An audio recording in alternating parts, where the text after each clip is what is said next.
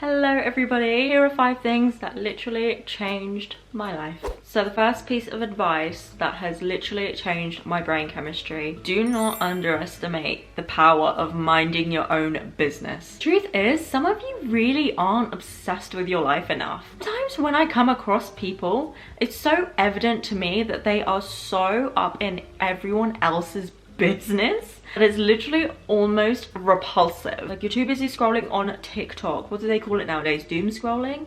Like, you're too busy doom scrolling on TikTok to start that social media page that you were meaning to start. You're too busy stalking Natasha for 20 minutes on Instagram when you could have been using that time to go to a workout class where you could literally be growing your glutes. Like, I'm sorry, when you could be spending that time getting a fatter ass, you are out here being obsessive over other people in their lives. Literally just doesn't ring right to me. Literally be out there bettering yourself and showing up as the version of yourself that you have always meant to see in this lifetime.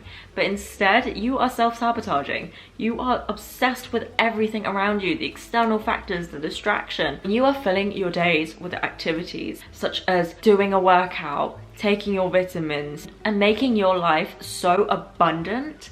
I promise you, there is nothing sexier. Your energetic vibration will go through the roof because what we focus on grows. It is literally one of the most ugliest things to obsess over something, gossip or drama. It literally manifests in so many different ways. Your skin, your health.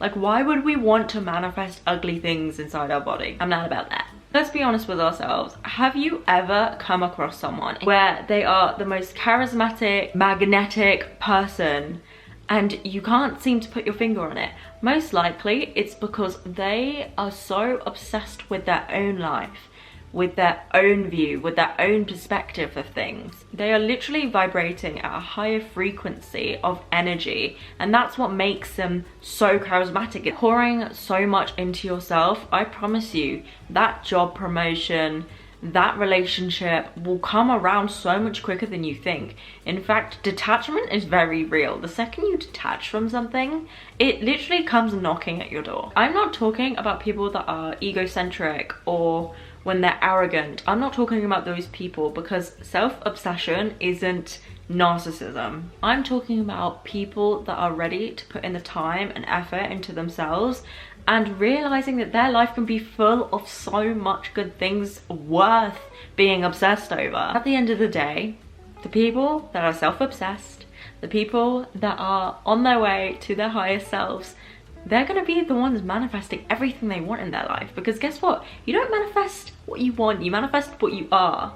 And if you are on the level of authenticity, of love, of groundedness, you are gonna attract so much abundance into your life. The next piece of advice I'm about to give you, some of you are actually not ready to hear it, but I'm gonna hold your hand when I say this. If you are in a rush for it, you're not ready for it. You are in desperate need of something, or an opportunity, or a relationship, you are not ready for it. When you are in a rush for something, you are operating from a place of lack. Perhaps from a fear that it won't happen, or that you'll be missing out if it doesn't happen how you want it to happen. If you had almost like a future version of you saying to you right now, yeah, that is going to happen. I've been on it, I've had it, I've experienced that thing. You would be feeling feelings of groundedness, calmness. You wouldn't be in a rush to do something. And believe me, honey, I have been there. I've been there and I've done that. Best things that I think I've ever done for myself to switch out of that sense of urgency or sense of desperation, or to realize, wait, why am I operating from a place of life? Why do I need that thing right now? To realize that life is literally all journey. Destination fallacy is very, very real. If you don't fall in love with the process of something or the process of becoming, I promise you, you're gonna be one of the most impatient people alive. The whole point of life, by the time that you actually get that job, get that right relationship, achieve this number by X, you need to become the type of person who would have that. And if you're trying to rush the process of that, you aren't really becoming the person that would actually have that. So I say it with all the love in the world, if there is something that you're in a rush for, you're not ready for it. The next piece of advice that had changed my life is that the luckiest people in this life put themselves in a position to be lucky. I've had so many experiences where I have worked hard, endlessly, hours upon hours at something, and someone has looked at the results and been like, wow, you're so lucky. No, babe. I put myself in a position to be lucky, okay? Okay. Luck literally favors the bold. It is your responsibility to put yourselves in a position to be bold and to be visible. There are different beliefs that go around luck, whether it's something that's completely random, whether it's some voodoo magic, or whether it's something that's already predestined. I really have come to the conclusion that luck is something that you put yourself in a position to be. If you think about it, the luckiest people in this life just happen to be in a well-positioned area. It literally is your job in life to be the person who is speaking to the right people, the person who is looking for the right opportunities, so that when luck is going around knocking on people's door, you are a target for luck. It's the very same people that believe that luck is random who are unlucky. I said what I said. Last piece of advice: your social hygiene matters. My personal take: if you are going out and hanging out with every Tom, Dick, Susan, Harry, Natasha, I don't know if this is your name, I'm so sorry, but if you are hanging out with everyone, that is bad social hygiene. Now, there is a difference between being social and a difference between hanging out with literally anyone. There's so many different energies in this world that people can bring. It can be expansive, it could be limiting, it could also be really vibrant and contagious, but some might also just be negative. If you're around people that gossip, that complain, or just have limiting scarcity beliefs, that same energy is going to rub off on you.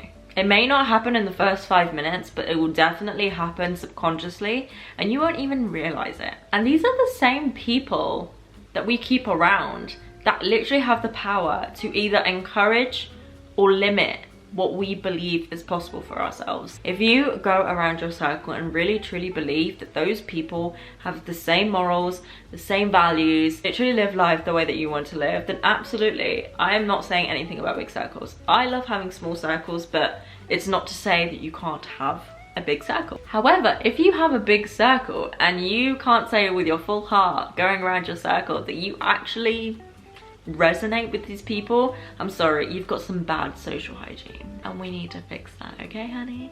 If you know that you are destined to do greater things in life, you may run into a situation where you are trying to better yourselves, you are trying to hit those goals, and you can feel yourself changing into the person that you want to become, which we love, but you may still have friends that are almost narrating an old version of you, or they are limiting you to an old identity. These people are not inherently bad.